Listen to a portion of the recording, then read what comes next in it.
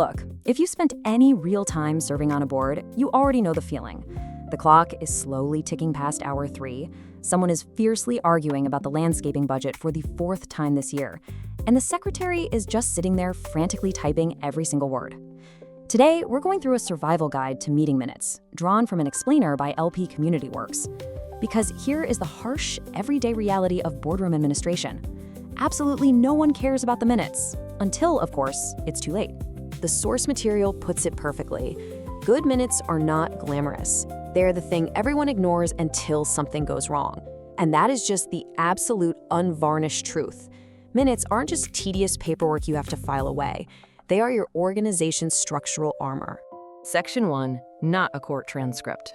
Right out of the gate, we have to establish that there is a massive difference between a word-for-word transcript and a record of what was actually decided. Your minutes are strictly the latter. Listen, if your minutes read like a court transcript prosecuting a petty crime from Tuesday night, you are doing way too much. We really don't need a play-by-play of who interrupted whom over the parking policy. We just need the record of the decision. Section 2, the missing essentials.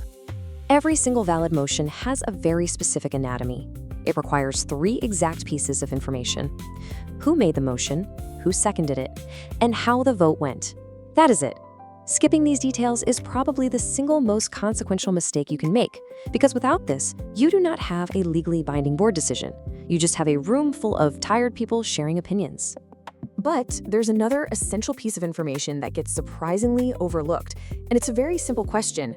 Who wasn't there? Honestly, I can't even tell you how many procedural headaches start right here. Who was not at the meeting matters just as much as who was, because if a contentious decision gets challenged 3 months down the line, this is exactly where quorum challenges begin. If your minutes cannot prove the absentees, you can't prove you actually had the required quorum to make the decision in the first place. Section 3, the follow-up failures. So, the meeting finally ends, and day 0 is mercifully in the books. A few days later, well, that is your sweet spot. That's when you distribute the minutes while the trauma of the meeting is still fresh in everyone's minds. Waiting until the start of the next month's meeting to hand them out is a critical failure. By that point, it's far too late for anyone to accurately remember what actually happened. And speaking of things people conveniently forget, action items. If a board member agreed to handle a task, it absolutely needs to be in the minutes, because verbal agreements simply disappear.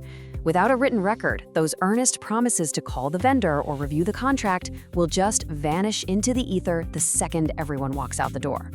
Section 4, the rubber stamp trap. We've all seen this level of dysfunction. A month has passed, and you're approving minutes without actually reviewing them. It's standard operating procedure for a board that is simply too burned out to read another document. Someone asks for a motion, someone mutters "so moved," and everyone votes yes just to get the meeting over with. But you really need to understand the reality of that rubber stamp. When you blindly approve that document, whatever typos, missed votes, or bad memories are on that page, well, they are now officially legally binding facts. Errors become the official record. And let me tell you, untangling a false official record months later is a nightmare you do not want to subject yourself to. Section 5, the ultimate shield. Let's go back to the second half of that quote from LP Community Works. Then they are the only thing that matters. When the inevitable procedural challenges come, when the legal disputes arise, when disaster strikes. Glamorous or not, these dry, incredibly boring records are your absolute only defense. So here are your grounded survival tactics. Keep it simple. Write a record, not a verbatim transcript. Always record the motions, the exact votes, and the absentees. Distribute the document quickly. Track those action items in writing.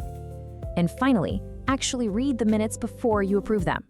Mastering these simple steps prevents massive headaches down the road. I want to leave you with a thought, just to quietly reconsider your own note-taking habits.